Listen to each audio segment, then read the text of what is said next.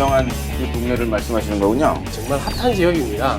한번 이 지역에 들어오면 안 나간다는 안 나간다는 뜻이겠죠. 그러다 보니 분양가, 매매가가 높아질 수밖에 없는 거고요. 간단하게 계산해도 12억 정도가 마이너스가 되는 그런. 아니 이거 강연 잘못 계산하신 거 아닙니까?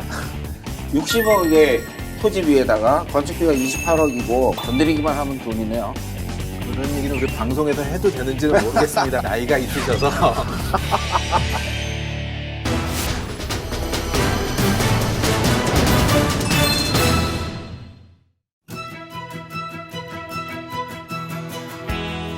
당신의 경제를 살리는 부동산 투자의 모든 것, 안노편의 부동산 물건 분석에서 시작됩니다. 안녕하세요. 진행을 맡은 안노편입니다. 오늘도 시청자 여러분들의 부동산 투자의 이해를 돕고자 부동산 전문가들과 함께하고 있는데요. 저희 프로그램의 분석위원들을 소개해 드리도록 하겠습니다. 우선 부동산 투자에 있어서 발생할 수 있는 법률적인 문제를 해소해 주실 법률 전문위원을 소개합니다. 안녕하세요. 법률 분석을 담당하고 있는 이종걸 변호사입니다. 부동산 개발 사업의 실질적인 사업 운영에 대한 이해를 도와주실 시행 전문위원을 소개합니다. 안녕하십니까. 사업성 분석을 담당하고 있는 강치훈입니다. 부동산 투자에 있어서 자금 운영에 대한 전반적인 이해를 도와주실 금융 전문위원을 소개합니다. 부동산 금융 분석을 담당하고 있는 손용만입니다. 건축물의 설계 및 공사, 감리에 대한 이해를 도와주실 건축 전문위원을 소개합니다. 안녕하십니까. 건축 분야를 담당하고 있는 박상준 건축사입니다. 오늘도 다양한 분석을 부탁드리며 패널분들을 모시고 본격적으로 프로그램을 시작하도록 하겠습니다.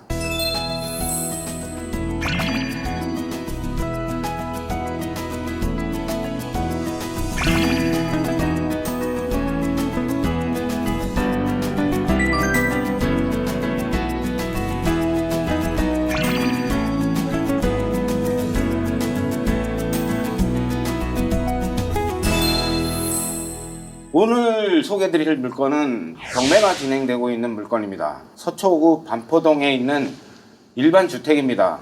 대지 면적이 922평방미터, 평으로 하면 280평 정도 되고요. 건물은 565평방미터입니다. 평으로 하면 170평 정도 되는 상당히 고급 주택이라고 볼 수 있습니다. 일반 주택의 물건을 가지고 사업을 진행한다 그러면 어떻게 사업이 진행될 수 있는지, 또한 그러한 수기 분석들을 알아봄으로 해서 이 사업성을 한번 검토해 보도록 하겠습니다. 이 물건의 소개를 계기로 해서 이 주변의 어떤 물건을 분석하고 이해하는데 같이 도움이 됐으면 하는 바람입니다. 이 물건의 감정가는 최초 74억 정도 잡혀 있었는데 한번 유찰돼서 다음에는 60억 정도에 진행이 되고 있는 물건입니다. 이 금액을 기준으로 해서 한번 사업성을 분석해 보도록 하겠습니다. 큰 규모의 물건이나 작은 규모의 물건이든 가장 기본적으로 먼저 준비해야 될 것은 역시 사업 계획서가 되겠습니다. 사업 계획서를 짜봄으로 해서 수기를 충분히 이해할 수 있겠지요. 단독주택으로 그대로 놔두지 않고 여기다 사업을 진행을 하려면 결국은 기존에 있는 건물을 허물고 이제 새로 여기다가 건축을 해야 되는데, 새로 건축을 하게 될 때는 어떤 평수들이 이 지역의 특성에 맞고 가격대라든가 이런 것들이 형성이 되는지 먼저 알아보기 위해서 건축 계열을 먼저 알아보도록 하겠습니다. 이 지역은 제1종 일반 주거지역으로서 이제 단독주택하고 연립주택, 다세주택이 혼재되어 있는 지역으로 빌라라고 흔히들 말하는 종류로 두 가지 형태가 있습니다. 첫째는 다세대 주택이고 두 번째는 연립주택입니다. 그 기준은 한 동의 바닥 면적의 합계가 660제곱미터 미만이면 다세대주택으로 분류되고, 한 동의 바닥 면적의 합계가 660제곱미터 이상이면 연립주택으로 합니다. 그 기준을 왜 정하냐면 법규 적용에 차이가 있어서 그럽니다. 연립주택의 같은 경우에는 이제 인접대지 경계선이나 건축선에서 떼어주는 대항부 거리를 더 강화하였고, 다세대주택은 그거보다 좀 더 완화 적용을 받습니다. 본 대지는 다세대주택으로 계획하기에는 큰 편이고 연립주택으로 계획하기에는 작은 편에 속하여 적정한 공동주택을 가지고 있기에는 어려움이 있는 대지입니다. 그래서 분양 면적을 기준으로 했을 때, 다세대 기준으로 했을 때 49.76평 세대를 4세대로 계획을 하고 99.52평을 복층형으로 2세대를 계획해서 2동으로 계획하는 것이 다세대 주택 기준에 적합하여 계획을 해봤습니다. 그다음에 지하는 이 대지가 경사지이다 보니까 주차 램프를 경사지를 이용하면 많이 램프 길이를 축소하여 지하 파는데 경제적으로 도움이 돼서 주차 대수는 한 12대 정도로 계획하였습니다. 주차 대수 산정 방법도 전용 면적 비율에 따라 틀린데 보통 국민주택 규모 이하는 1대씩 적용이 되고 이와 같이 국민주택 규모 이상일 때는 2대씩 적용하면 법규 적용에 문제가 없다고 보겠습니다. 뭐 단독주택으로는 상당히 넓은 주택이지만 빌라를 짓기에는 뭐 그렇게 넓다고 할 수 있는 그런 면적은 아닌데 이걸 꼭 2동으로 해야 되는 이유가 있습니까? 예, 아까도 설명드렸듯이 한 동으로 할 경우는 연립주택으로 적용을 받기 때문에 제1종 일반지역의 법정 용적률이 150%에서 다 찾아먹기 힘들고 한 80% 정도밖에 찾아먹을 수 없어서 여기가 지금 비싼 땅인데 효율적 땅의 이용 가치가 떨어진다고 볼 수 있죠. 서울 기준 했을 때 150%니까 예. 그 150%를 다 활용하기 위해서는 2개 동으로 짓는 게 더 효율적이라고 말씀하시는 거예요. 강 의원께서는 어떻게 생각하십니까? 그게 이 지역의 특성이나 뭐 이런 거기에 어울리는 정도의 그 어떤 계획이라고 보십니까? 네. 설해 마을이라고 해도 소형 평형대가 있고 중형 평형대가 있고 대형 평형대가 있습니다. 근데 이 설해 마을 같은 경우에는 우리가 흔히 말하는 50평, 그러니까 150제곱미터 이상, 그 다음에 70평, 뭐 200제곱미터 이하의 그 빌라의 평형대가 가장 대중화돼 있고 인기가 있는 평형대입니다. 그리고 실제로 거래가 부분에 있어서도 상당히 높은 부분을 차지를 하고 있고요. 어떻습니까? 이 지역의 어떤 입지 여건이라든가 이게 사업을 하기에는. 네, 뭐 서울 사시는 분 치고 설해 마을을 한 번쯤 안 들어보신 분은 안 계실 겁니다. 네. 그만큼 그 프랑스 외국인 학교가 이주하면서 이제 외국인들 거주 비율이 높아졌고 그러므로 인해서 이제 한국인들도 거주를 많이 하게 됐는데 그 이전부터도 단독주택이나 고급 빌라촌으로 원래 유명했던 동네입니다. 네. 그래서 요즘 뭐 빌라뿐만이 아니라 지금 높은 아파트 분양가 때문에 정말 핫한 지역입니다. 삼성 레미안을 필두로 해서 지금 뭐 자이라든가 현대 힐스테이트 지금 점차적으로 지금 재건축을 완료한 상태고 앞으로 재건축을 할 아파트들이 아직 많이 남아 있습니다. 큰 예로 들자면 내년에 대림이 입주를 할 예정인데 상당히 분양가가 높은 것으로 지금 파악이 되고 있습니다. 자기 자본을 전체를 다 들였을 때 하고 금융기관을 이용했을 때 하고는 약간의 금리로 인한 어떤 그런 이득을 좀 볼 수 있는지 이건 60억에 만약에 낙찰을 받게 되면 경락 잔금이라 그럴까요? 그 낙찰 대금에 낙찰 받은 금액에 대한 어떤 그 대출이 일어날 수 있지 않습니까? 네, 본건에 같은 경우에는 단독주택으로 아마 70%에서 60% 정도가 예상되고 있습니다. 그러면 뭐 잔금은 계약금하고 이 부분은 본인이 부담을 하시고 나머지 금융기관과 협의하셔서 그 경락잔금을 통해서 매입을 하시는 게 좋아 보입니다. 그 일반적으로 한 70% 정도는 그래도 무난할 것 같은데요. 그렇죠. 근데 단독주택의 경우, 근데 담보대출인 경우에 감정가에 보통 이제 저희는 이제 LTV라고 해서 담보 대비 근데 보통 60%에서 65%를 봅니다. 근데 네. 단독주택 같은 경우에는 50% 정도를 보는 게 통상적인데, 네. 그건 물론 이제 차주, 그러니까 대출을 받는 자와 뭐 재반 여건을 감안할 적에 가감이 될 수 있습니다. 일단은 가장 안전하게 한 50% 정도가 적용됐다고 만약에 생각을 하고 거기 기준에서 이게 수지 분석이 이제 사업 계획서 상에서는 또 수지 분석이 차지하는 그 위치가 아주 절대적이라고 볼 수 있는데 건축 계획상에 나와 있는 그 계획대로 이제 건축을 하고 그 다음에 분양을 한다고 하면 분양가라든가 이런 거는 어느 정도로 생각하셔갖고 총 매출 금액을 한번 그 말씀해 주시겠습니까? 예, 일단 총 매출액이 나오기 위해서는 저희가 적정한 분양가를 산정을 해야 되는데요. 지금 이쪽 거래 시세를 봤을 때 최고가 뭐 저희가 흔히 얘기하지만 고급 빌라의 대명사인 상지 리츠빌이 그 인근에 지금 지어져서 지금 살고 있는데요. 그 최고 거래가가 지금 2,300에서 2,500만 원 정도 지금 거래 시세가 형성이 되고 있습니다. 그래서 저희가 중간 정도 포지션을 봤을 때 3.3 제곱미터당 2,300만 원 정도를 책정을 해서 지금 총 매출액은 92억 정도가 나오게 됩니다. 그럼 92억이 이제 총 금액이면 토지 매입 금액이 이제 60억으로 예, 우리가 이제 일단 생각을 했지 경락가는 않습니까? 60억으로 가정을 했고요.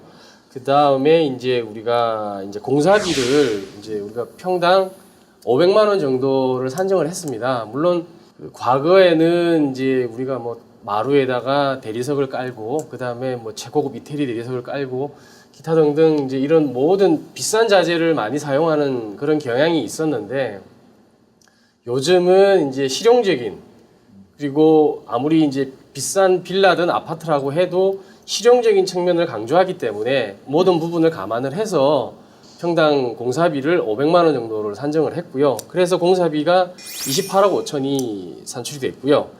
그리고 이제 이자 등 일반 관리비를 포함해서 제반 경비가 11억을 포함해서 지금 총 비용이 104억 원이 됩니다. 뭐 간단하게 계산해도 12억 정도가 적자가 나게 되는 마이너스가 되는 그런 지금 상황입니다. 그렇다면 이 토지 이 부동산을 매입하는 쪽에 이제 금액을 낮추는 어떤 그런 방법밖에는 사실 이 사업을 진행하기에는 좀 다른 길을 찾기는 좀 힘들 것 같은데, 그럼 토지 매입을 하는 이 방법은 어쨌든 경매를 통해서 해야 되는데, 그러면 금액적으로는 좀 낮아야 될 필요성이 여기서 지금 사업을 진행하는 방향에서는 그런 필요성이 좀 느껴지는데, 경매에 대한 이해를 조금 알고 지나가는 게 좋을 것 같은데요. 이 물건이 경매가 진행될 배경은 어떻게 됩니까? 이 건 이제 물건에 근저당권이 우리은행이 근저당권을 설정한 바가 있습니다. 네. 그리고 그 다음에 보니까 CMP 자산관리라는 곳에서도 근저당권을 설정한 것으로 보이네요. 근데 이제 우리은행이 근저당권을 이제 회수하기 위해서 이제 경매를 넣은 것으로 보이고, 그러고 나서 이제 CMP 자산관리도 같이 경매를 넣은 것으로 보입니다. 우리가 경매를 이렇게 보다 보면 이렇게 두 군데, 세 군데 막 여러 군데에서 이렇게 경매가 들어가는 경우를 좀 심심찮게 보게 되는데, 한 곳에서 경매가 진행되면 자동으로 그 배당 신청을 하게 되면 다 받게 되는 거 아니겠습니까? 근데 예. 왜 이렇게 중복돼서 경매를 진행을 하게 됩니까? 비용이 아무래도 경매를 신청하게 되면 비용이 들어가는 걸로 알고 있는데. 예, 중복 경매를 넣게 되는 가장 큰 이유는 이제 선행 경매 절차를 진행하던 중에 후행 경매 절차를 다시 넣으면은 선행 경매 절차가 취소되거나 정지되더라도 후행 경매 절차가 선행 경매 절차의 그 이미 진행된 절차를 이어받아서 진행할 수 있게 되기 때문에 그런 점에 있어서 장점이 있다고 할 수 있고요. 그다음에 또 이제 무잉여를 생각해 볼 수가 있는데요. 경매에 있어서 남을 가망이 없으면은 그 경매가 취소가 되게 됩니다. 당연한 게 굳이 자기가 돈을 못 받을 건데 이 물건을 경매로 팔아버리면은 소유자에게도 손해고 경매를 넣는 사람에게도 아무런 이익이 없기 때문에 그런 경우에는 법원이 경매를 이제 취소시키게 되는데, 이런 경우 그 무잉여를 판단하는 기준에 있어서 이제 중복 경매가 하나의 기준이 될 수가 있기 때문에 중복 경매에 있어서 실익이 있다고 보시면 되겠습니다. 네. 현재 60억이라는 금액으로 이 사업을 빌라를 지어서 진행을 한다고 하면 상당히 이 손해가 날 수 있는 소지도 충분히 이제 있는 걸로 분석이 되는데, 금융기관에 어쨌든 그 손을 좀 빌려가지고 그 융자를 얻어가지고 진행을 한다고 해도 그 수익률이나 이런 거는 크게 뭐 눈에 띄게 나아지지는 않겠네요. 물론 저희가 지금 뭐 타인의 어떤 토지를 부동산을 지금 평가하기는 좀 그렇습니다만은, 일단 경락가가 60억인 상황에서는 이 빌라로 저희가 개발을 했을 경우에는 수익성을 확보하기에는 좀 어려움이 있다. 그래서 경락가가 아까 말씀드린 대로 35억에서 40억 정도로 떨어지지 않는 한은 빌라로서 개발을 해서 요구 수익률을 확보하기에는 좀 어려움이 있습니다. 현실적으로. 이 총 비용을 말씀하실 때 104억을 말씀하셨지 네, 않습니까? 그렇습니다. 그 토지비가 60억이고 공사비가 28억 5천이라고 하면 여기에는 그 15억 5천이라는 차이가 나게 되는데, 그러면 이제 실질적으로 우리가 일반적으로 생각할 때는 토지비하고 건축비 얼마, 그러면 총 매출에서 그 두 개를 빼면 한 이 정도 남는구나 하는데 여기서 지금 15억 5천이라는 금액이 이게 이제 다른 용도로 어쨌든 그 실질적으로 들어간다는 얘기 아니겠습니까? 그 부분에 대해서 한번 좀 자세하게 좀 설명을 해주시면 좋겠네요. 어쨌든 경락가를 60억을 가정하고 자기 돈으로 순수하게 이 사업을 개발하려고 했을 경우에 네. 토지 경락가가 60억으로 하게 되면 우리가 취등록세가 한 3억이 발생하게 됩니다. 네. 4.8%에서 5% 정도가 발생하게 네. 됩니다. 그럼 3억 정도가 되겠죠. 어쨌든 자기 돈으로 개발을 하려고 하면 최선 공사비가 28억 5천에 네. 그다음에 28억. 설계 감리비가 어쨌든 한 1억에서 2억 정도 발생하게 됩니다. 아, 설계 감리비가 그렇게 비싸군요. 어쨌든 1억 5천이라고 치면 네. 예. 1억만 잡더라도요. 네, 1억을 그러면 잡을까요? 64억이 되겠죠. 64억에 이제 공사비 28억 5천. 예. 그다음에 이제 나머지 비용 우리가 이제 이 집을 완공을 하게 되면 보존 등기비도 있고 그다음에 기타 등등 이제 인입 공사비라든가 뭐 재반 비용이 수반이 됩니다. 네. 이제 그런 부분은 이제 그 개발하시는 그 토지주께서 전부 부담을 해야 되는 겁니다. 그렇죠. 물론 그 비용은 우리가 일반 개발업자한테 맡겼을 경우보다는 훨씬 절감이 될 수도 있습니다. 근데 네네. 그거는 제가 여기 이 자리에서 정확하게 산정하기는 어려울 것 같고요. 네. 제가 지금 수지 분석을 가져온 거는 이제 토지를 60억의 경락을 받았을 경우에 예. 이제 나머지 재반 비용은 우리가 예를 들어서 여신 한도를 80억 정도 제가 가정을 하고 거기에서 공사비 충당을 하고 그다음에 재반 비용을 충당한다는 가정하에서 수지 분석을 진행을 한 겁니다. 대출을 하게 되면 수수료가 나가게 되고요. 그 수수료가 보통 1.에서 1.5% 되는데 1억 2천 정도가 소요가 되고 그다음에 PF 이자가 일단 4%로 가정을 하고 3억 2천 정도로 산정을 했고요. 사업을 진행하다 보면 어떠한 돌발 상황이 생길 수 있기 때문에 예비비를 또 1억을 잡아놨고요. 네. 분양을 빨리 하기 위해서 일단 분양소 수수료를 3,600만 원 정도 책정을 했고요. 어떠한 형태든 광고를 해야 되기 때문에 광고비를 지금 1% 정도 해서 9천만 원 잡았는데 뭐 이게 어떤 측면에서는 과하다고 볼 수도 있습니다. 그래서 아까 15억이 재반 비용으로 잡혔는데 다 오늘 한다 그러면 한 10억까지도 내릴 수도 있겠죠. 근데 저희가 통상 사업을 진행하면 어떻게 사업을 진행해서 모자라는 비용보다는 저희가 사용을 하고 어느 정도가 저희가 남아야 되기 때문에 일단 제가 좀 여유 있게 재반 비용을 책정을 했습니다. 우리 손 의원께 한번 여쭤보면 우리가 일반적으로 토지비 그다음에 공사비 이거를 제일 큰 걸로 보지 않습니까? 그럼 그걸 제외한 나머지가 한 그 정도 금액이라면 이게 규모라면 이게 적절한다고 생각하십니까? 그렇죠. 지금 우리 강 의원님이 얘기하신 부분은 좀 가감은 좀 있을 수 있는데요, 현장마다. 통상적으로 보면 공사비, 그러니까 예컨대 아파트에 뭐 한 300세대를 건축을 하는 경우, 네. 뭐 분양도 일어날 거고, 기타 등등 재반 경비를 따져보면 사실 건축비가 차지하는 비율은 한 55%? 아, 그러니까 굉장히 그 기타 재반 경비들이 많이 들어가죠. 이 사업장 같은 경우에는 중고급 빌라로서 계획이 되어 있기 때문에 아마 우리 강 의원님은 수수료 부분을 조금 약간 낮게 잡으시고 금리도 되게 좀 낮게 잡으신 걸로 보여집니다. 그러니까 보험권 같은 경우에는 그러니까 PF성으로 사실 하기에는 규모가 좀 적고 그러다 보니까 물론 이제 차주, 건축주의 신용도에 따라서 금리가 좀 조율이 되겠지만 사업비 대출 형태로 보면 금리는 조금 더 높아질 확률이 있기 때문에 지금 강 의원님이 예비비 부분도 한 1억 정도로 잡혀 있습니다. 근데 이 금액이 물론 이제 협의나 주변 재반 여건들이 없다면 수익으로 돌아설 수 있겠지만 본건 같은 경우에는 주택지에 위치를 하고 있습니다. 또한 주변에 있는 여건들이 만만하지 않기 때문에 아마 민원 부분이 많이 발생할 거로 보여집니다. 그렇기 때문에 통상적으로 볼 적에 이 정도를 보는 게 안정적이지 않을까 보여집니다.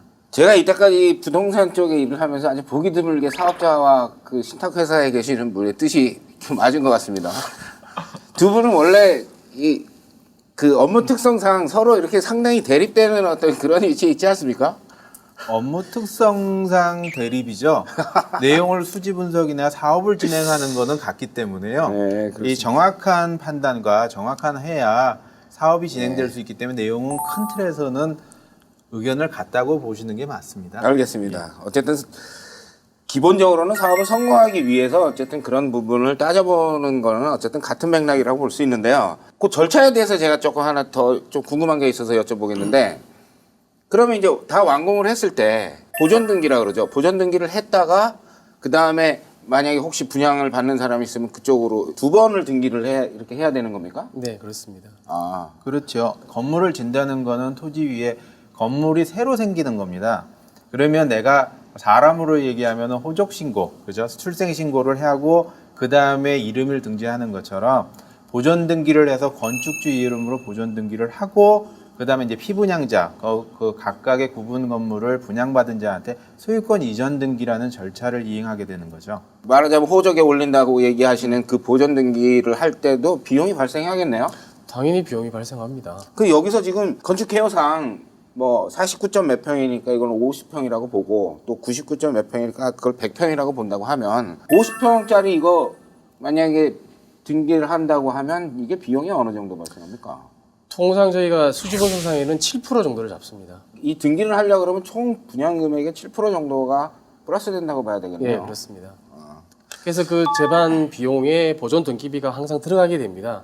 아까 말씀하신 대로 준공을 하게 되면 물론 저희가 대지 위에 대지를 짓게 되면 당연히 이제 용도 지역에 대지가 나오겠죠. 근데 용도를 저희가 변경을 해서 집을 지을 수도 있지 않습니까? 네. 그럴 경우에 보존 등기를 해야 그 용도가 대지로 나오게 됩니다. 그게 보존 등기라는 뜻이고요.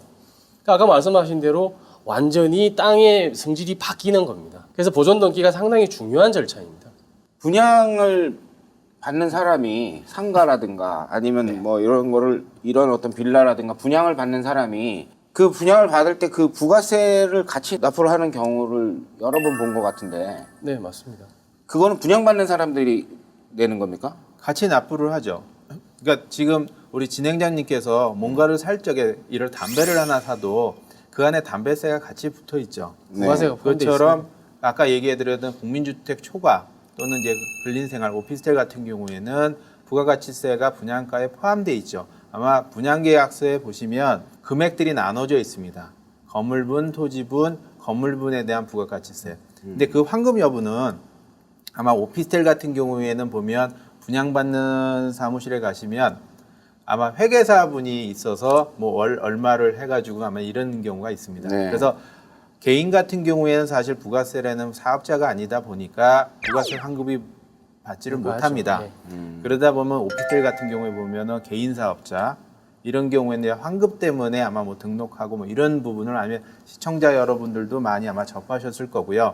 공동주택 같은 경우에는 대형 평수인 경우 대부분 뭐 법인이 사는 경우에는 법인이 부가가치세를 환급을 받을 수 있지만 개인 같은 경우에는 사실 환급을 받지 못합니다. 그러니까 다만 개인들은 그러면 대형 평수를 받는 경우에는 부가가치세를 포함한 금액으로 내가 분양을 받는다고 생각을 하시면 됩니다. 원래는 환급을 받을 수 있는데 개인이기 때문에 못 받는다는 얘기입니까? 그렇죠. 개인 같은 경우에는 그러니까 지출 부분에 대한 부분이 없기 때문에요. 수입과 지출 부분이니까 수입이 있어야 내가 수입에 대해서 부담한 부분과 지출에 대해서 부담한 부분을 플러스 마이너스 써서 나중에 정산을 해서 국가에서 다시 환급이라는 절차가 이루어지는데 개인 같은 경우에는 그 경우가 없지 않습니까? 네. 그러다 보니까 부가가치세를 환급을 못 받기 때문에 아까 말씀드렸던 것처럼 뭐 오피스텔 같은 경우에는 개인 사업자를 임대 등록을 사업자를 내게 해서 되죠. 부가가치세를 아. 환급받는 방법을 택하고 있습니다. 알겠습니다. 그러면 우리 강 의원께서 말씀하시기를 이 사업을 진행을 하려고 그러면 한 35억 정도가 돼야지 우리 강 의원께서 항상 주장하시는 그 수익률 20%, 예? 세전 수익률 20%에 거기에 이제 근접한다고 그 얘기하시는 거 아닙니까? 어쨌든 비용이 이런 식으로 다 들어간다고 하면 지금 계산으로는 얼마가 남는 한 겁니까? 17억 정도로 생각이 됩니다.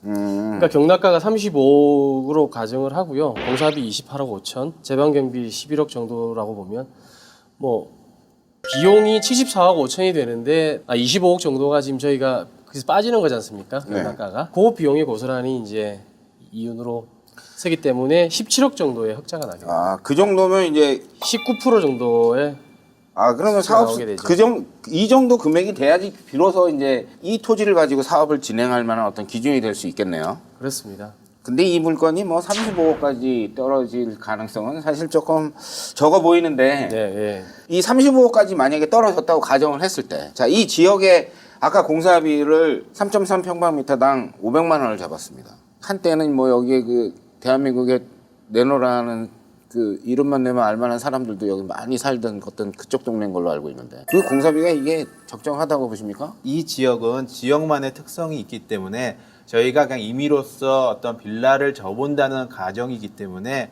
토지비의 적정성 여부는 사실 빌라라는 개념을 볼 적에 본 거고요. 또한 이제 우리가 사업 수지상으로 이 같은 경우에는 공기가 짧기 때문에, 그러니까 건축 기간이, 공사 기간이 짧기 때문에 아까 저희는 이제 사업의 현금의 흐름성을 좋게 하기 위해서 선분양이라는 걸 택했습니다.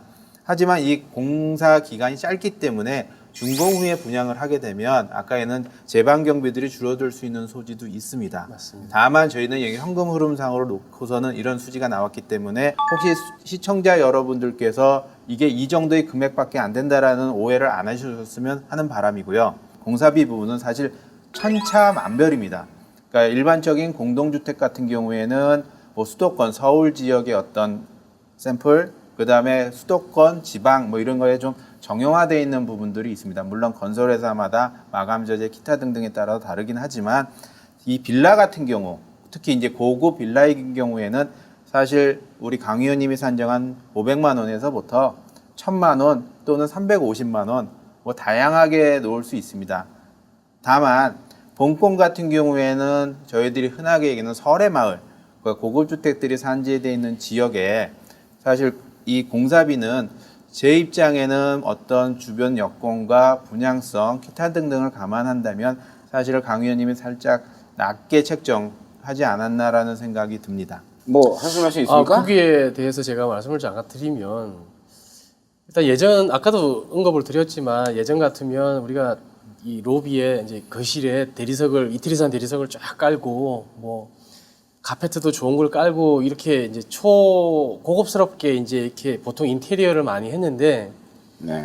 요즘 추세는 그런 것보다는 이제 실용적인 면을 더 강조를 해서 사용자 측면에서 어떻게 편리하게 좀 더 좋은 재질로 최대 편의성이나 뭐 쾌락성을 추구하기 위해서 하다 보니까 저는 무한정이 공사비를 올리는 것보다는 어느 정도 중상 정도의 공사비가 이 정도가 되지 않겠느냐라고 생각을 해서 저는 500만 원 정도를 책정을 했습니다. 만약에 이제 서울 외곽 지역이라든가 아니면 뭐 경기도 쪽이라든가 이렇게 거를 벗어났을 경우에 거기에 사업을 진행할 때 잡는 공사비하고 여기가 지금 어느 정도 차이를 두신 겁니까?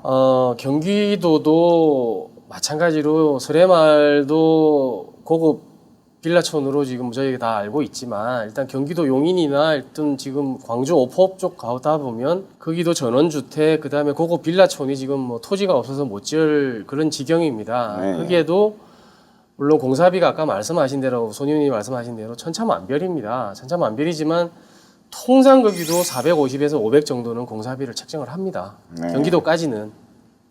여기가 이제 고급 지역이라는 기준으로 놓고 보면 그렇게 이제 많이 잡힌 공사비는 아니라고 보여지네요.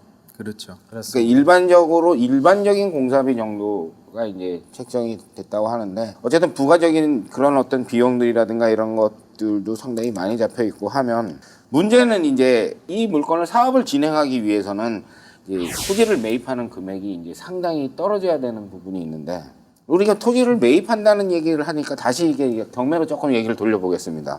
경매로 어떤 물건을 산다고 한다 그러면 사람들이 어쨌든 그래도 가장 부담스러운 게 이 명도 부분 아니겠습니까? 명도라는 어떤 기존에 살고 있는 사람들을 내보내야 되는데 그 부분은 사실 심리적으로도 상당히 부담스러운 부분이지만 심리적인 부분을 배제하고 이제 법적인 부분만 본다고 하면 이 물건은 어떻습니까? 이 물건 같은 경우에는 제가 볼 때는 다른 물건에 비해서는 좀 쉽게 명도가 가능한 경우라고 보여집니다. 네. 일단 말씀하신 대로 명도가 사실 경매에 있어서 어떻게 보면 가장 중요한 부분이라고 할 수 있겠는데요.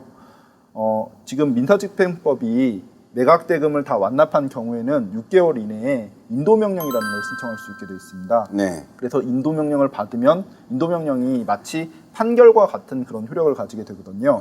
그럼 그걸 가지고 가서 집행관에게 바로 주고 집행을 이제 해달라고 그럴 수 있는 권리가 되는 것입니다.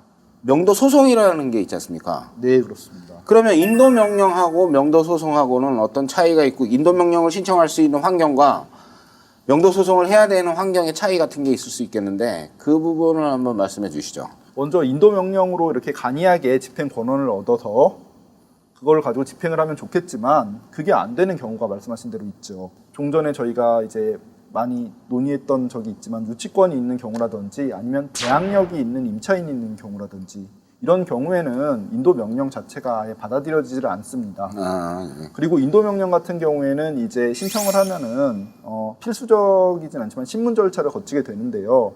이제 신문 절차를 거쳐가지고서 이제 임차인이 있다든지 아니면 유치권자가 있다든지 이런 인도를 하는 데 있어서 부적합한 뭔가 그런 상황들이 발견이 되게 되면은 인도 명령이 기각이 되게 되고요. 그럴 경우에는 결국은 판결을 소송을 제기해서 흔히 우리가 알고 있는 명도 소송이죠, 그게. 그래서 판결문을 받아가지고서 그걸 가지고 집행을 해야 되는데 그건 아무래도 항소도 있고 그렇기 때문에 조금 오래 걸린다고 보셔야 되고요. 이 건 같은 경우에는 소유자가 지금 현재 점유를 하고 계신 것으로 보이는데요. 그렇기 때문에 그 인도 명령 신청을 해가지고서 인도를 받는 데 있어서 크게 문제가 없을 것으로 보입니다. 임차인도 지금 없는 것으로 그렇게 나타나고 있으니까요. 명도 부분에 대해서는 향후에 조금 더 복잡한 부분이라든가 이런 부분은 다른 물건에서 그런 경우가 나올 경우에 조금 더 자세하게 한번 알아보도록 하겠습니다. 예. 물건이 있는 지역의 길을 건너면 바로 그 삼성 레미안이 있고 그 대단히 아파트 단지가 많이 있는 지역인데 어떻습니까? 여기 그 아파트하고 빌라하고 여기서 좀 이 동네 이 지역의 어떤 부동산 어떤 동향이랄까 이런 거는 좀 혹시 조사하신 바가 있습니까? 네. 저도 이 설해마을을 분석을 하면서 한 두세 번을 방문을 했는데 제가 수치상으로 지금까지 알아왔던 어떤 그런 어떤 통계랑 좀 차이가 났기 때문에 제가 여러 번 방문을 사실 했습니다. 그래서 우리가 통칭 이제 설해마을이 방배 본동과 반포 사동에 걸쳐 있는데 이제 방배 본동은 조금 포함되어 있고 나머지가 반포 사동에 많이 돼 있고 길 건너에는 이제 대단히 아파트 단지가 재건축이 돼서 지금 진행되고 있는 상황입니다. 그래서 지금 반포동 같은 경우에는 지금 재건축한 아파트는 보통 지금 뭐 삼성이라든가 GS라든가 뭐 대림이라든가 우리가 흔히 말하는 10대 기업 안에 들어가는 대단히 일군 건설사가 재건축을 했기 때문에 지금 상당한 분양가 그리고 상당한 지금 굉장히 높은 거래가로 지금 거래가 되고 있습니다. 실거래가. 레미안 같은 경우에는 뭐 평균적으로 보면 5천만 원. 상대적으로 자이나 지금 현대 힐스테이트 같은 경우에는 그거보다 조금 낮은 단계로 지금 거래가 되고 있습니다. 거기에 반해서 빌라는 지금 거래가가 지금 가장 최근에 짓고 우리가 흔히 말해서 빌라로서는 가장 비싸다고 하는 상지 리츠빌이 지금 3.3제곱미터당 2,400만 원 정도 최고가가.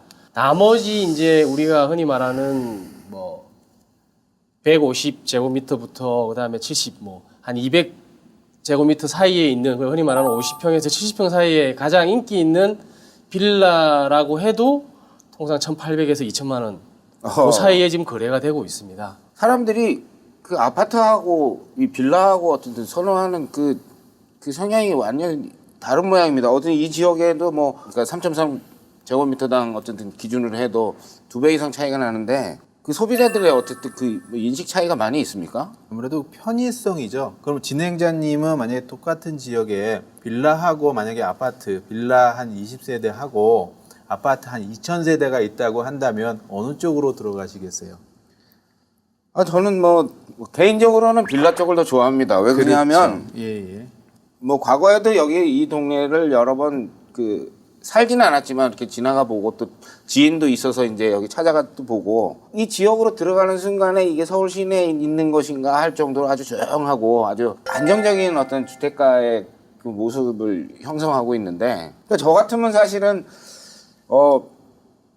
빌라로 가겠습니다. 근데 이제 거기에는 빌라가 또 이렇게 금액적으로 상당히 싼 부분에 대한 어떤 매력도 있기 때문에 그렇게 하는데 일반적인 사람들 생각은 다른 모양이죠. 맞습니다. 그 선호도죠.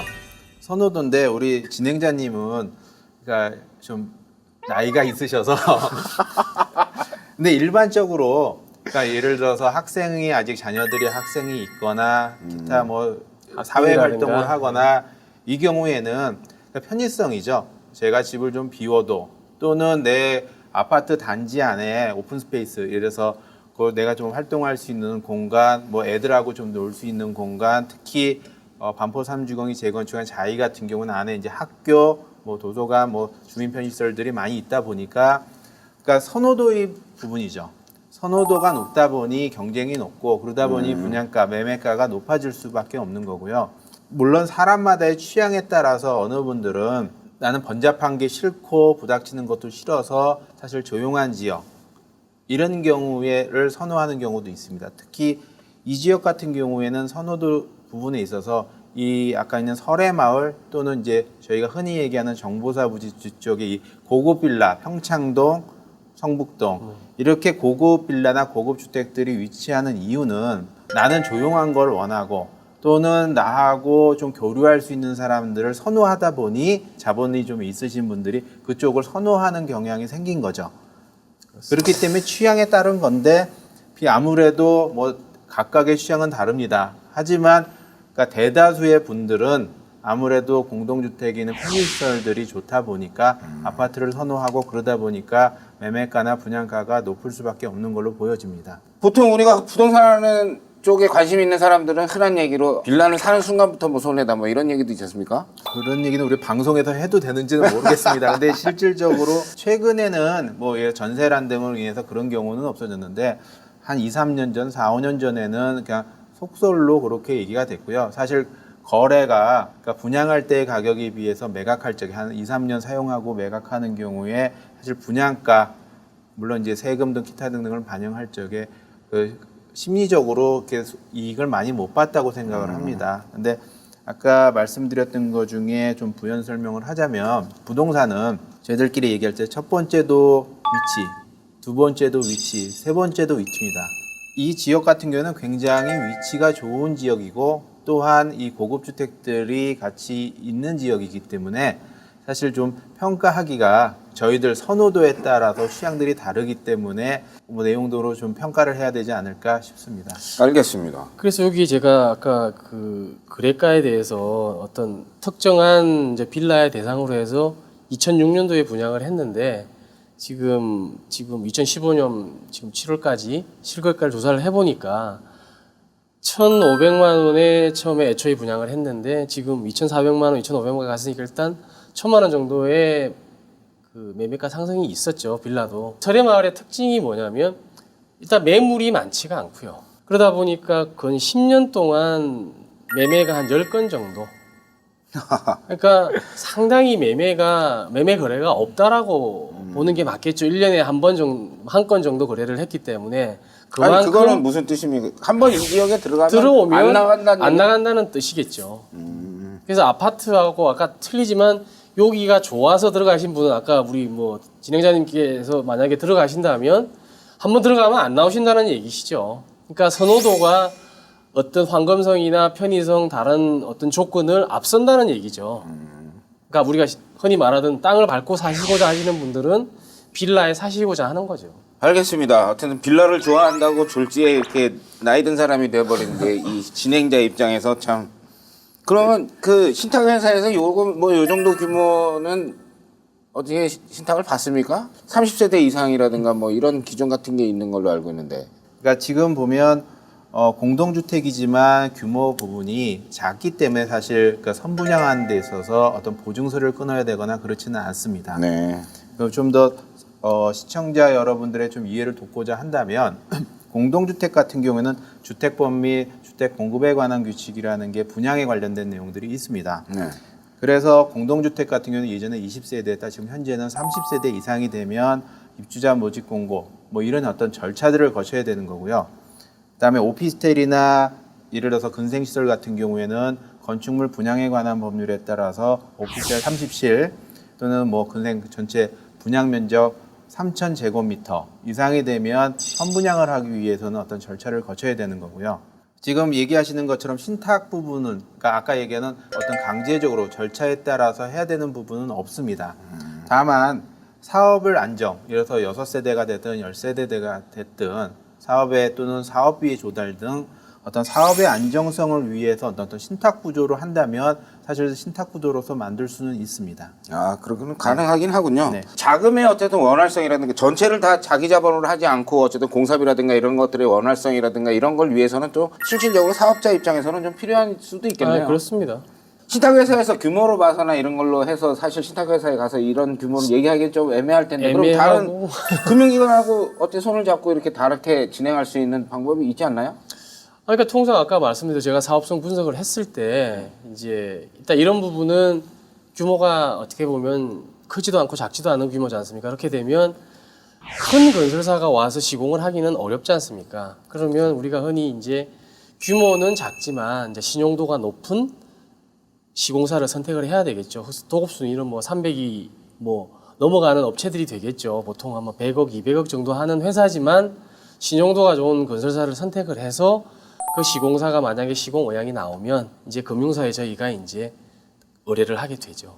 이 정도의 토지 잔금하고 그다음에 공사비를 PF성으로 대출을 해달라라고 해서 3자가 협의를 해서 이제 뭐 협약이 되면 사업 진행을 하게 되는 거죠. 그렇게 되면 좀 금리는 또 조금 더 일반 올라가겠죠. 대출하는 것보다는 좀 더 비싸죠. 그렇습니다.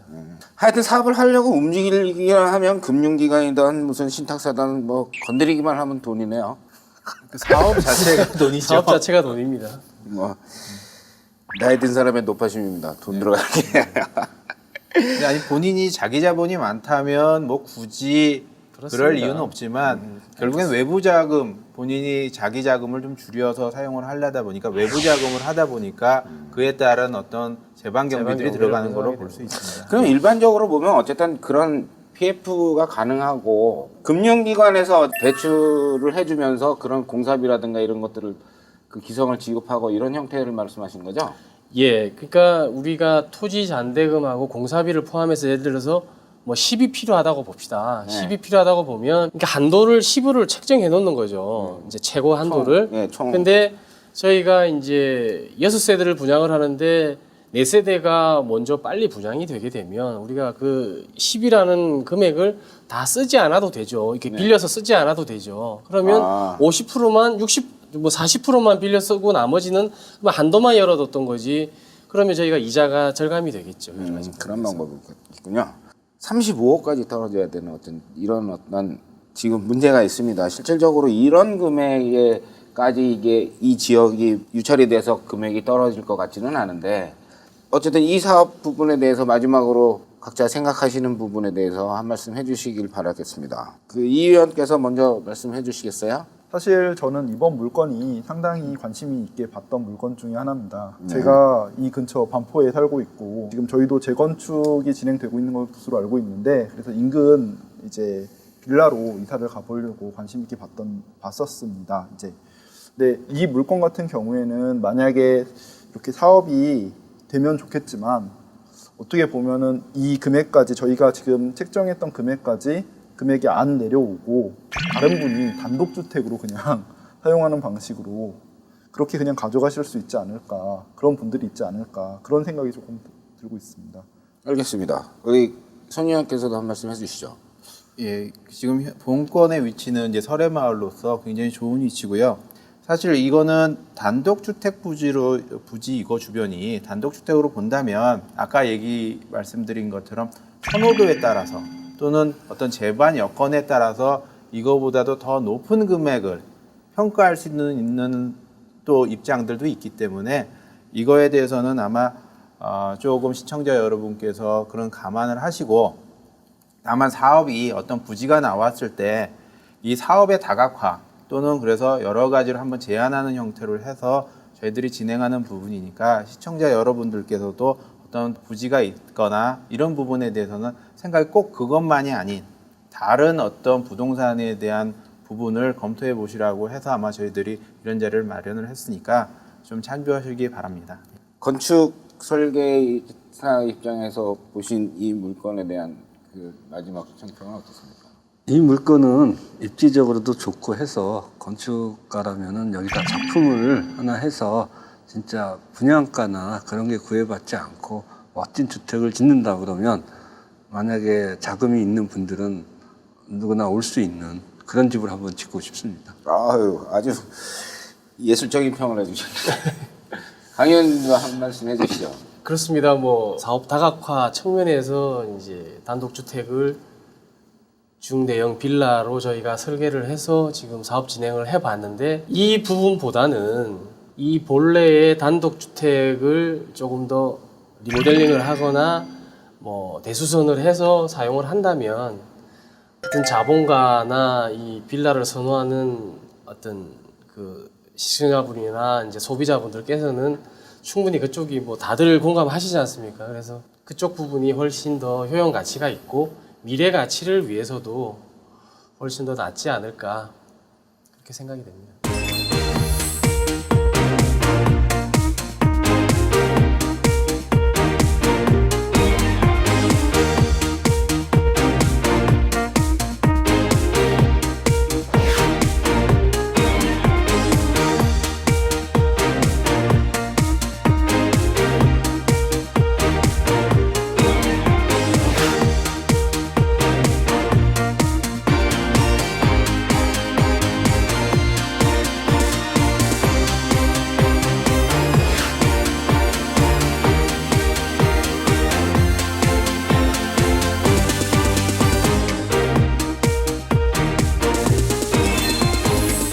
어쨌든 이 물건이 갖고 있는 특징에서는 이제 여러 번 나온 얘기가 설해마을이라는 얘기하고 고급주택 지역이라는 얘기가 이제 여러 번 나왔었는데 사업을 진행하기 위해서는 35억이나 40억 정도까지 떨어져야지만이 이 사업을 진행할 수 있다면 실질적으로 경매가 진행될 때는 이 금액까지 떨어지기는 저희가 이때까지의 경험으로 봐서는 거의 불가능한 금액이라고 볼 수가 있습니다. 그렇게 본다 그러면 이거를 여기다가 빌라를 져서 어떤 사업을 한다기보다는 어떤 다른 용도로 생각을 하시고 아니면 이 단독주택이 갖고 있는 어떤 고유의 그 가치를 그대로 인정하는 쪽이 훨씬 더 안전하다고 생각이 됩니다.